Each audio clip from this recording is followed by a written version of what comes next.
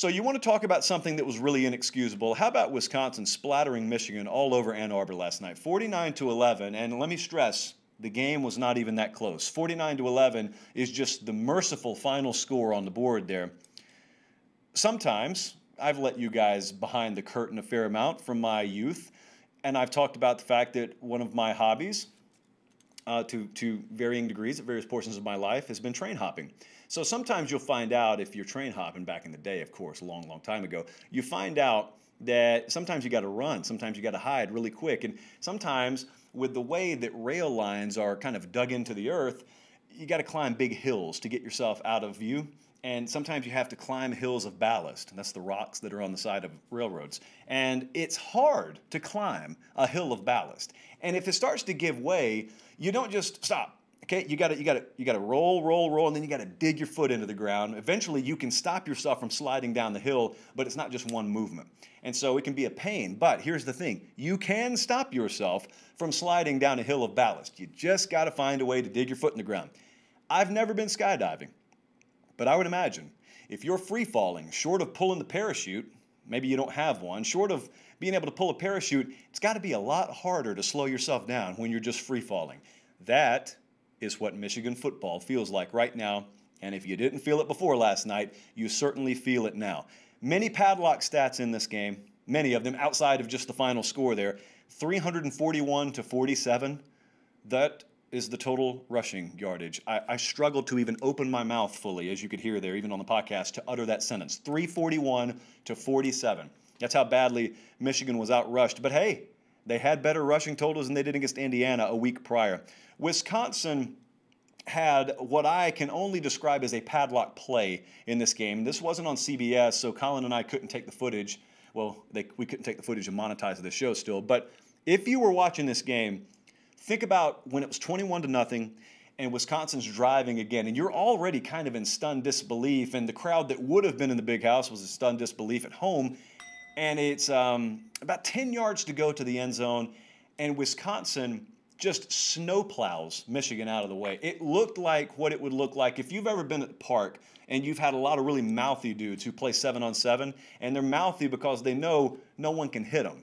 If you were to take 11 of those guys and put them on a football field simultaneously and then run a play at them, it would look a lot like what Michigan looked like last night, trying to keep Wisconsin out of the end zone.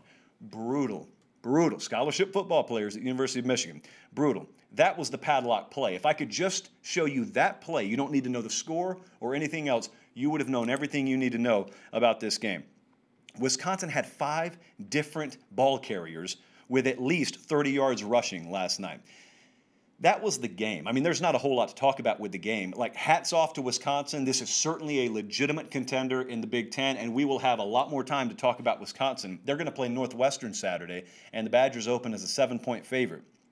But as for Jim Harbaugh, so a lot of you were all over the page, all in the Twitter DMs, email last night, and a lot of Michigan folks view it as a foregone conclusion that Jim Harbaugh is going to be out this year, or at the very worst after this year. I do not believe that. I still don't believe that. I don't think that's founded in anything tangible. Now, let me slow down. Let me tell you what I didn't just say.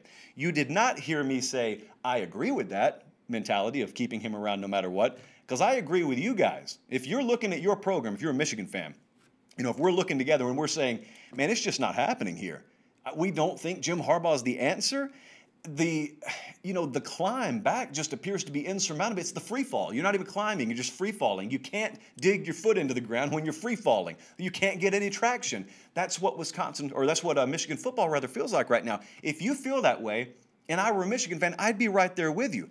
I just want to remind you, you guys know this better than anyone if you follow this program. The folks who were ultimately tasked with making this decision do not value football equal to that of other major programs in your own conference, let alone America. And like Bruce Hornsby told you, that's just the way it is. Some things will never change. It's a really good song. Some things will never change.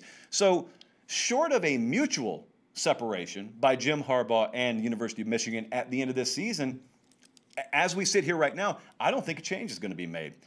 I would be happy to be proven wrong there. I don't think a change is going to be initiated by Michigan. I'll say that. So you could forget, let me just put it this way now, as for some of you who thought a change is coming, by next week, that's not happening. Michigan, point blank, categorically false. That's not happening. Michigan's not making a move in the season. And I would be happy for Colin to pull up this footage, and I would play it on loop if they do, because they will certainly have proven not only me, but a lot of folks I know who are very close to that program wrong. Maybe staff changes come. I told you, I thought one of the maybe aces in his back pocket he has is he could make moves defensively. He came in, he brought Josh Gaddis in as his OC. Maybe he could make a move with Don Brown and bring in a DC. I don't know if that helps at this point. Maybe folks in decision-making positions, maybe they just possess a lot more perspective on this. Maybe they are of the opinion and have been all year.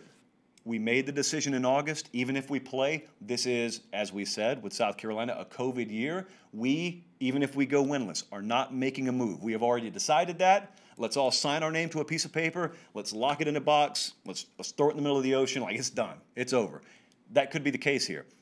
I just want to say this. Having a great football program and exhibiting proper values, those don't have to be mutually exclusive. And right now, the attitude, it feels like, that a lot of folks feel Michigan has just accepted is, well, in order to run things the Michigan way, we're not going to be able to contend. I don't accept that. I don't care how it has been done in the past even. I would never accept that. I'm not a Michigan fan, and I don't accept it. So I certainly wouldn't accept it if I were among you guys. But again, ultimately, I don't know how much power you have here right now. You never know how much power a vocal fan base has had on a situation, but I don't think the torch and pitchfork crowd's going to get it done here from Michigan.